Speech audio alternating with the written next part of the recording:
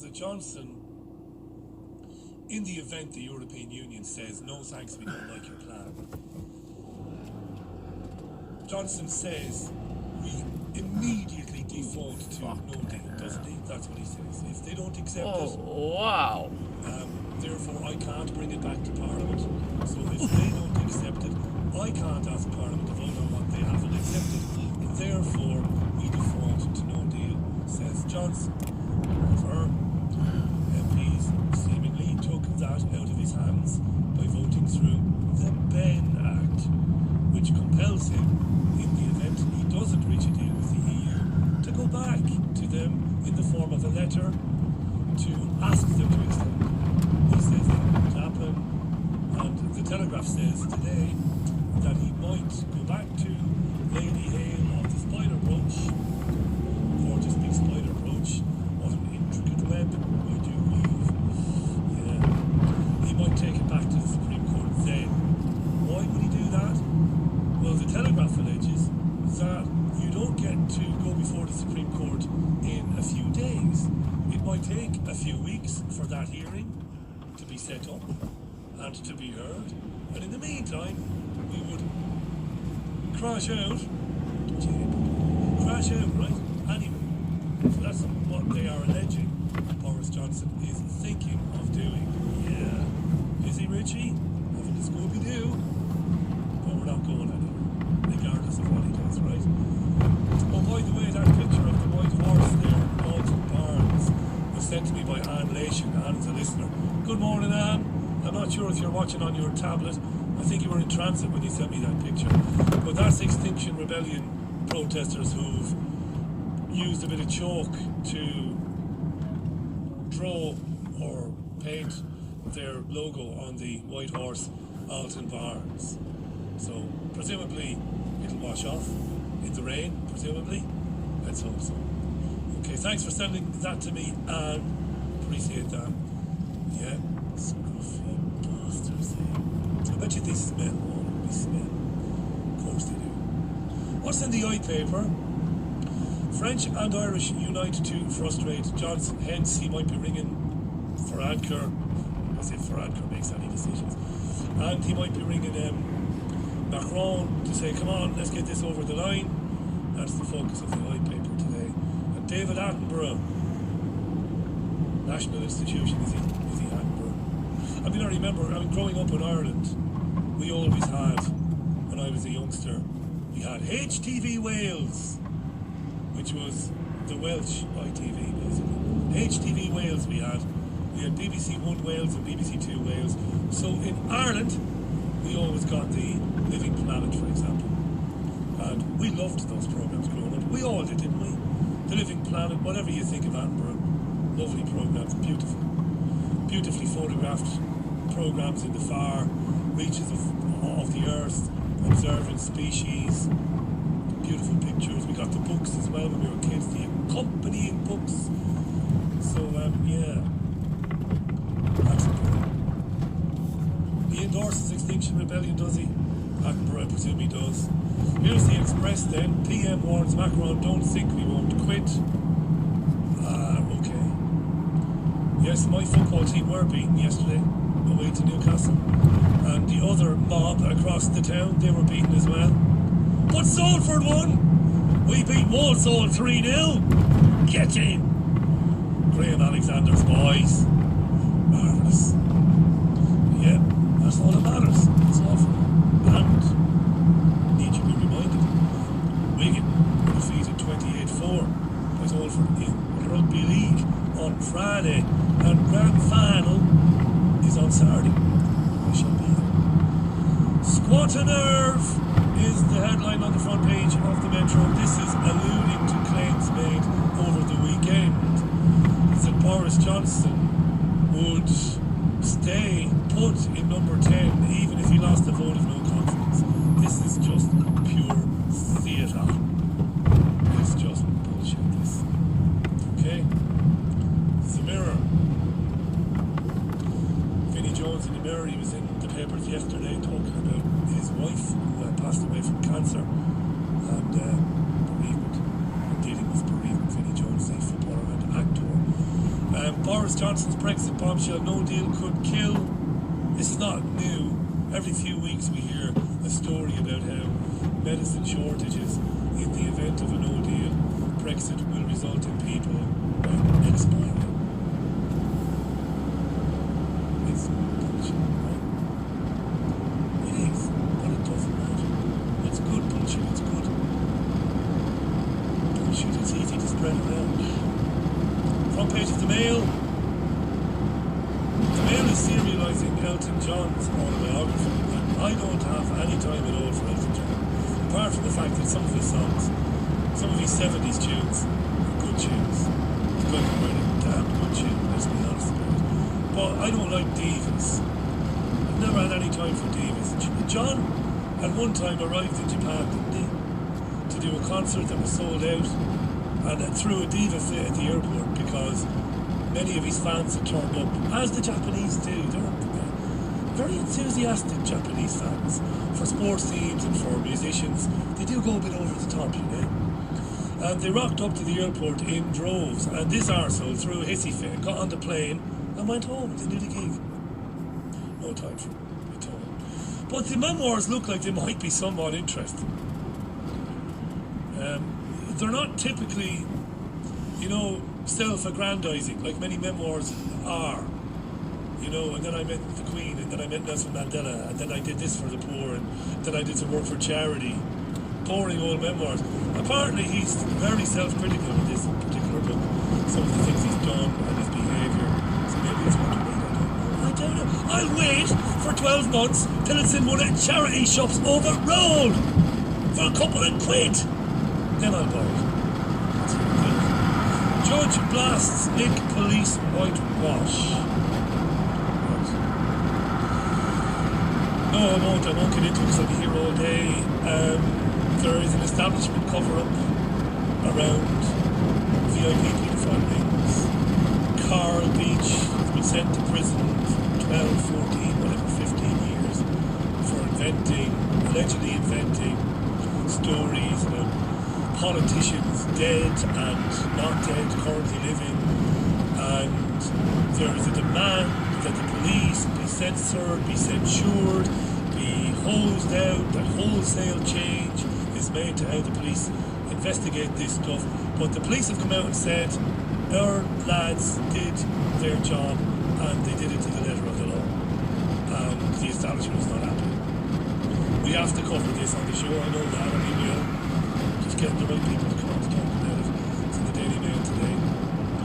Okay. Do you remember me 3-4 years ago? You remember particularly about Paul Gambaccini, particularly about Michael Lavelle, the Corrie actress, Coronation Street actor, Michael Lavelle, who plays Kevin the mechanic in Corrie. And I speculated at the time, I wasn't the only one, I'm not trying to say that I was implicit here, but it did occur to me that they would incorrectly accuse people of being part of paedophile rings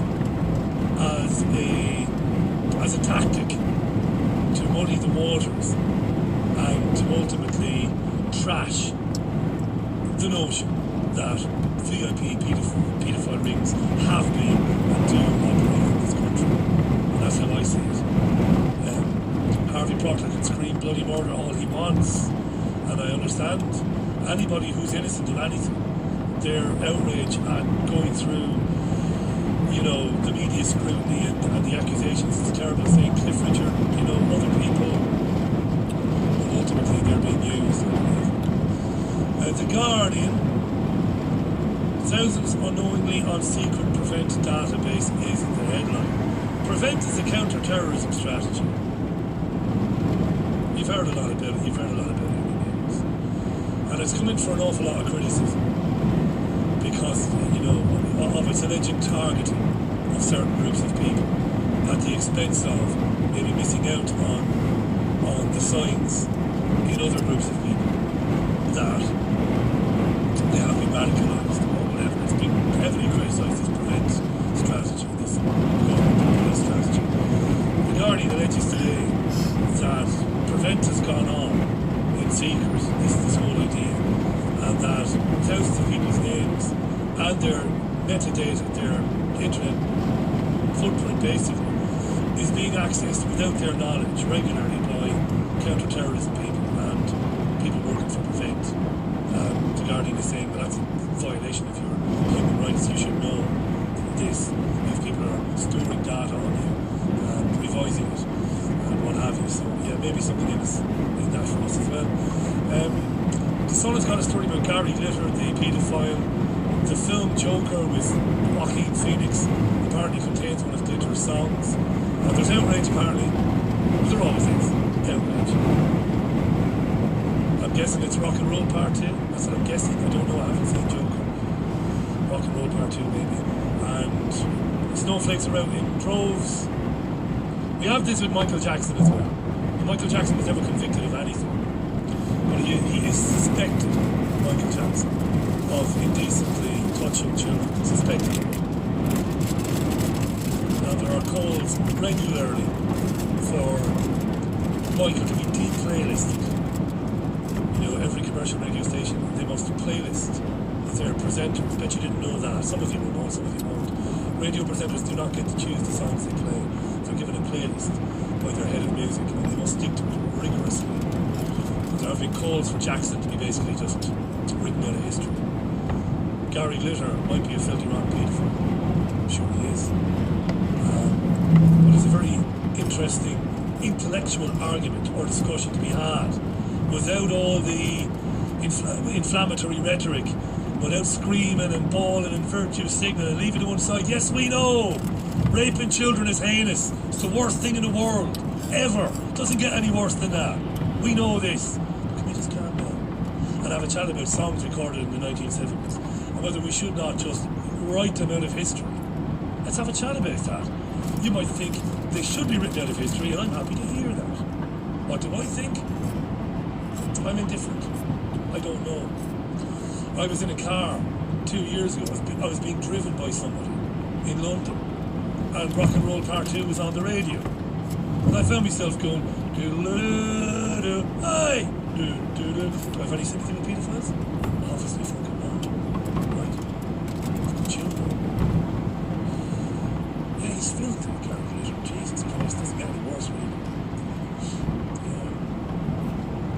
The Star. Family demand Kyle death files. Jeremy Kyle, no point getting into this. There used to be a show called The Jeremy Kyle Show. It was a bit like Jerry Springer, wasn't it? People, often unsophisticated people. Gina. I'm not saying Gina is unsophisticated. We've talked about this privately. Unsophisticated doesn't mean unintelligent. Far from it. Unsophisticated. People with problems go on television and expose their private lives to a baying audience. And a number of people who were on the show became very ill afterwards, psychologically unwell, and there was a suicide or two. And it's rumbling on. Jeremy Kyle. Alrighty. Quick, a number of people think Michael Jackson was set up.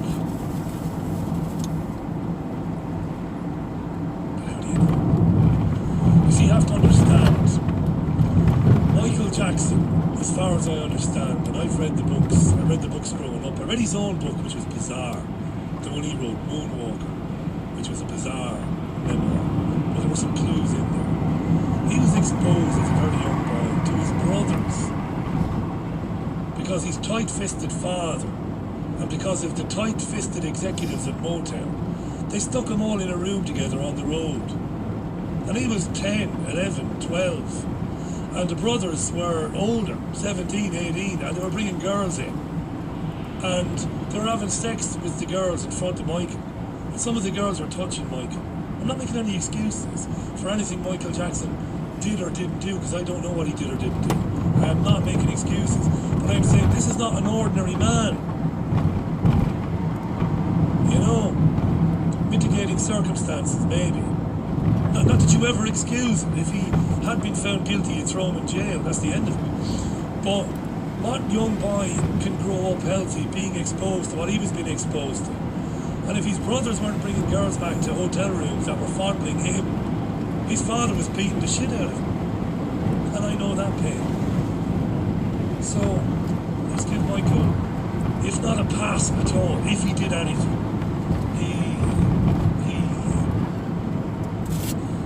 His story is different. Hi to MK, how you doing MK? Asks me, am I on the list? What list is that? I'm not sure what list. I'm not reading this, by the way. I'm not following it. Hi to UFO Daily. Hi to Kundalini, who says Elton John is married to Diana. Yeah.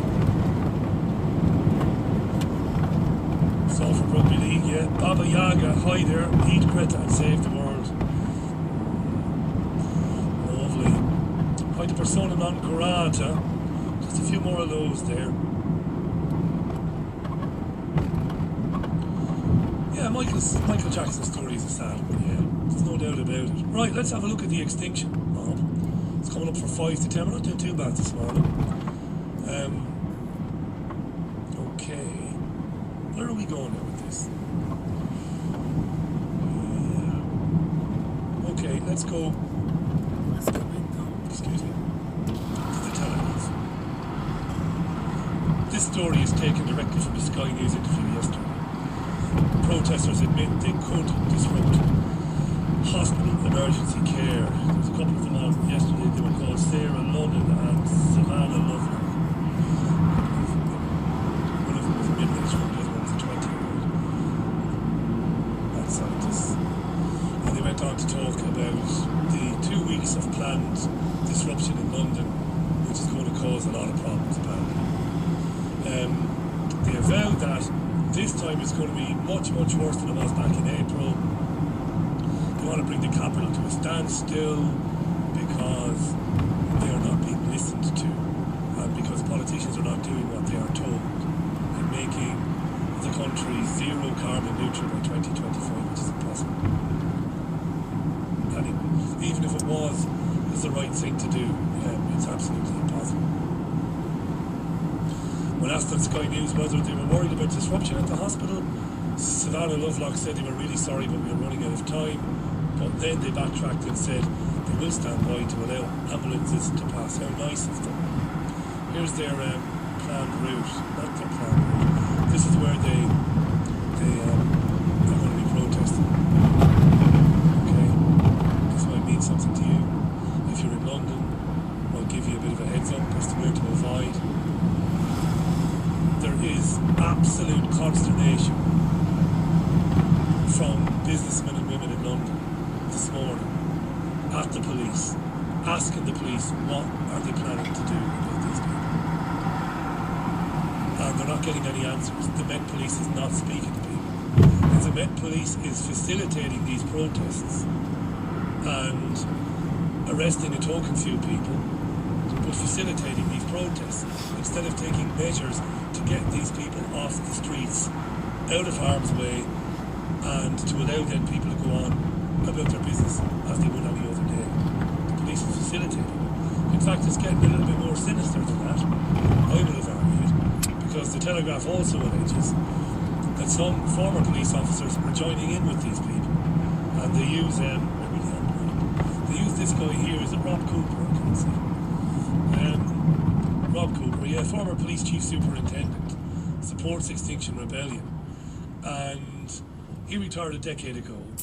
And what the police are doing is they are discovering that some of their ex-members are, maybe because they have a lot of time on their hands, are joining groups like Extinction Rebellion, and the police are contacting the former members to say, look, you know that we're under-resourced anyway, you know that this is just crazy, so give us a hand here.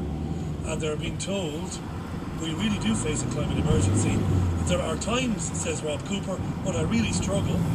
I have 3 children and I have a grandchild, and I really struggle. Because again, the theme is there won't be any world for them.